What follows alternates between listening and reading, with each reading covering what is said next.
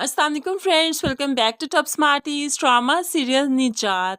मिनाहिल तो फरियाल पर जुल्म करना स्टार्ट हो चुकी है कि अपने घर की मुलाजमा को भी काम से निकाल दिया, फरियाल ही सभी काम करेगी। ऐसे में साथ ही साथ वो शाहजैन को भी कहती रहती है कि फरियाल को जल्दी से जल्दी तलाक दे, तभी वो शाहजैन के साथ रह सकती है, वरना वो अलहदगी ले लेगी।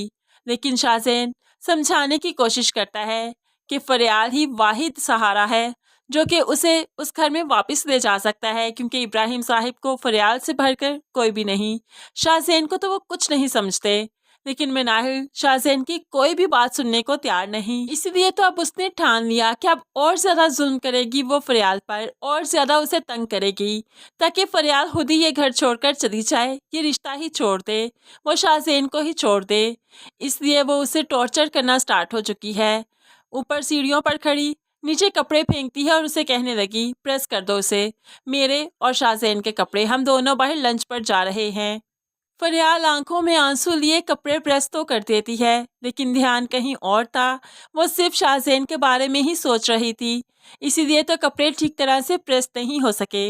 जिस पर मिनाहिल को बहुत गुस्सा आया, ये प्रेस किया तुमने, ये पहनकर जाएंगे हम लोग। जिस पर फरियाल कहने लगी, गलती से हो गया, मैं दोबारा कर देती हूँ।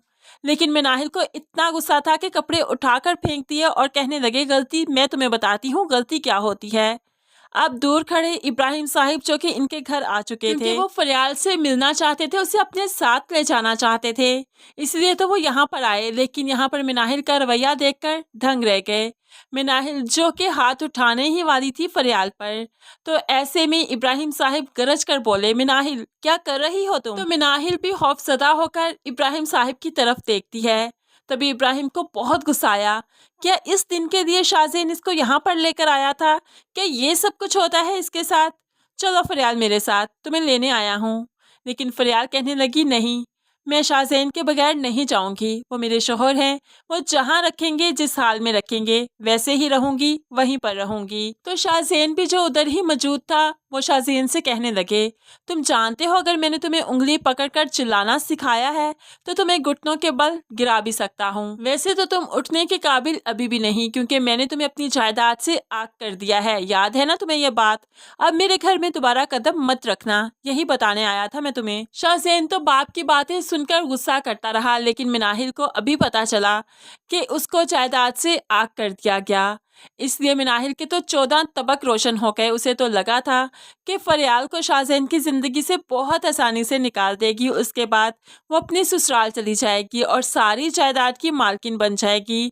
लेकिन अब वो जान चुकी है कि शाहजैन न सिर्फ खुद उसके टुकड़ों पर पल रहा है, बल्कि अपनी पहली बीवी को भी पाल रहा है। ऐसे में मिनाहिल का रवैया शाहजैन से बिगड़ता ही जाएगा।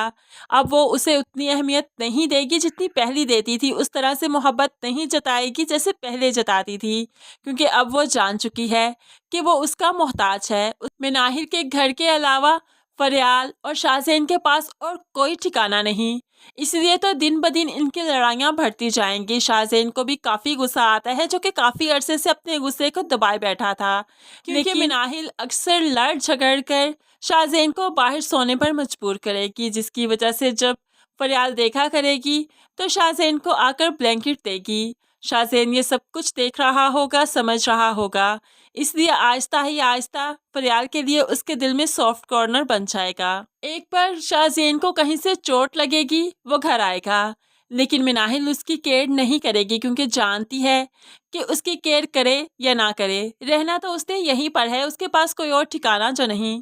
लेकिन ऐसे में फरियाल शाहजैन की खूब हिदमत करती है, उसकी केयर करती है, उसकी बैंडेज भी चेंज करती है। मिनाहिल की बदतमीजियां उसे दोबारा गुस्सा करने पर मजबूर कर देंगी, लेकिन फरियाल जो हमेशा अल्लाह से ही लो लगाए बैठी थी, आखिरकार वो आहिस्ता ही आहिस्ता शाहजैन के दिल में जगह बना लेगी।